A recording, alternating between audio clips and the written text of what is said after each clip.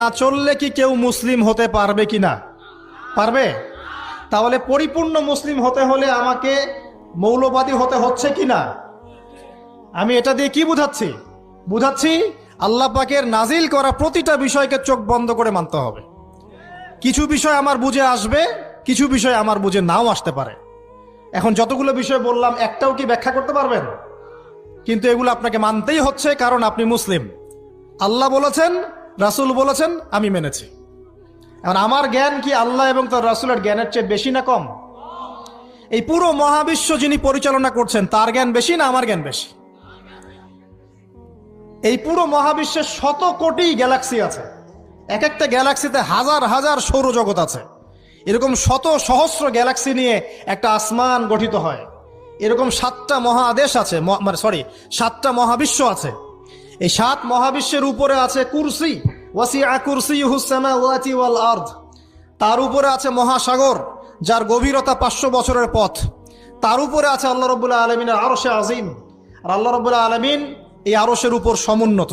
সেই মহান আল্লাহকে আমরা বলি আল্লাহু আকবার। কি বলি? এই যে আল্লাহু আকবারের মর্ম বুঝলেন? এখন এই বিশাল সত্তা আল্লাহু আকবার, আল্লাহ পাক সবচেয়ে বড়, এই সর্বোচ্চ সত্তার জ্ঞান বেশি না আমার জ্ঞান বেশি?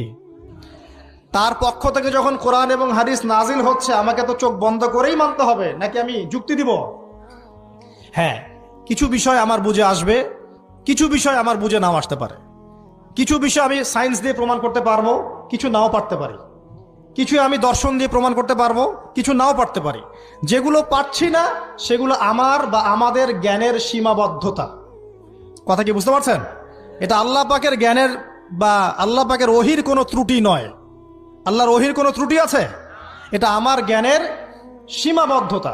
আসেন সামনে যাই। যে কথাটা বলতে গিয়ে এদিকে আসলাম, দেখুন এমন অনেক বিষয় আছে যেগুলো আমরা খালি চোখে ব্যাখ্যা করতে পারবো না।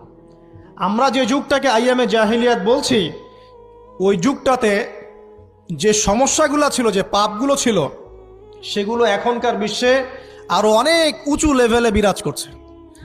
যেমন এই যে আপনারা বললেন, একটা পাপ ছিল শিরক। সরাসরি মূর্তি পূজা বলছি না, আমরা বলছি কি শিরকের পাপ ছিল। ওই আইয়ামে জাহিলিয়াতের মানুষগুলো শিরকের পাপে নিমজ্জিত ছিল।